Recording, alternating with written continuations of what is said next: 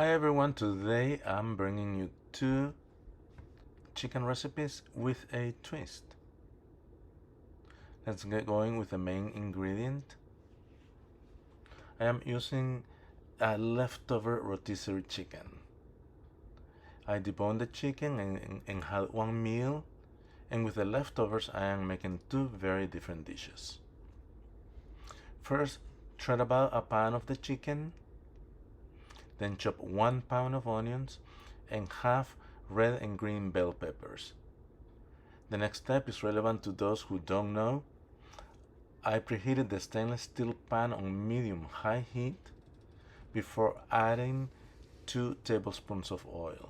Stainless steel pans have a chemical reaction when heated, and their pores bind together, making the surface almost non-stick, and if you saute onions first, it gets even better.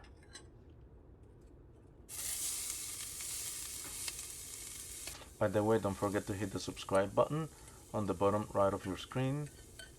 I have a kitchen tips playlist on my channel as well, if you want to check it out. Lower the temperature to medium heat and add the bell peppers.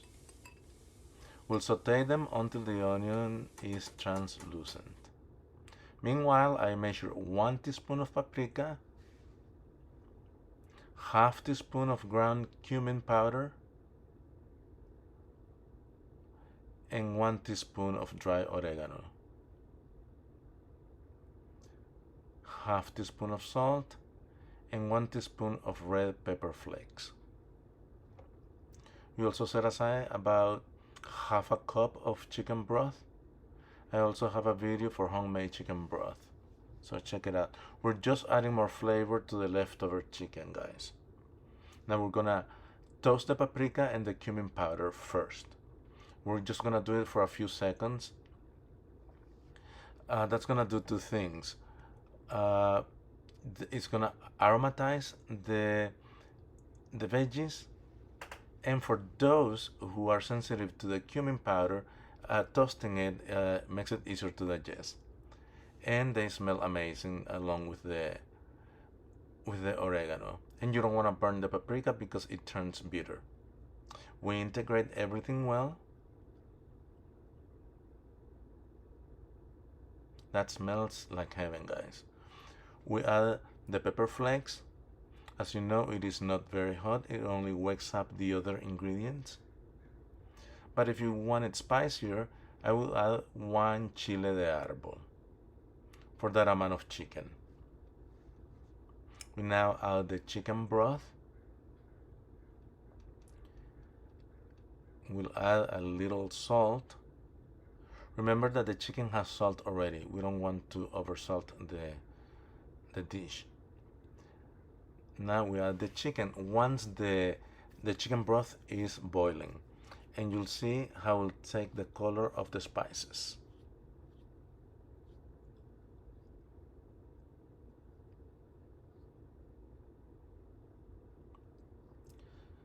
I always taste and correct to make sure that it tastes good, that it doesn't need any salt or anything.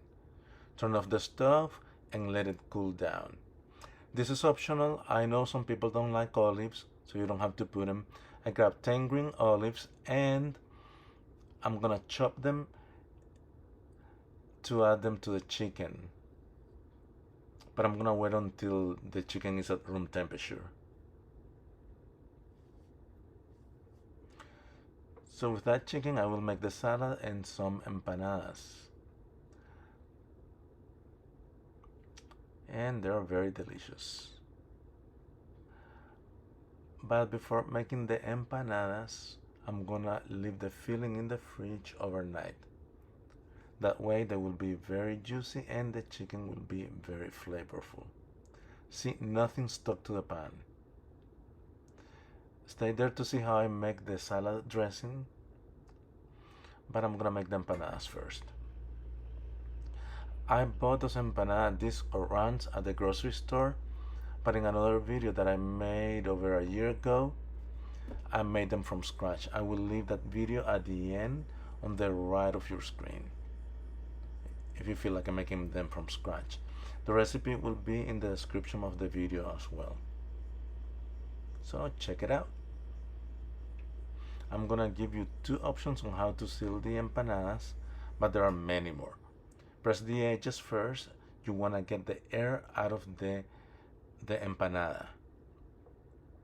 Then slightly pull the dough outwards and then fold it over the empanada itself. And that's it. In Spanish we call that a repulgue. For the second one you need a fork. By the way, your oven should be preheated at 350 degrees Fahrenheit or 180 degrees Celsius. And depending on your oven, you need to bake them between 25 and 30 minutes. 30 minutes. Now press the edges and get the air out. And with the fork, you're gonna be pressing just to seal the empanada really well. This is an easier alternative, but they both work well. And that's it, guys. Seal. I use egg wash, and I make the egg wash with 1 egg and 1 tablespoon of water. They will turn out golden and shiny. If you don't put egg wash, they will be just matte, but they will taste good.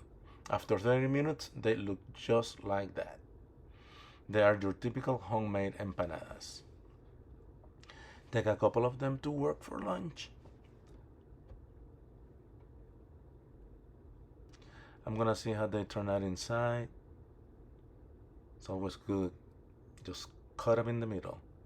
See what a mess I made. They look fine to me. They're full of chicken.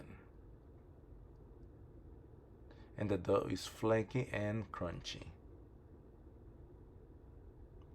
Now let's make the salad dressing. That's 150 grams of plain yogurt. If you don't like yogurt, you can use mayo instead. Add a pinch of salt and black pepper, a splash of extra virgin olive oil, 1 pressed garlic clove,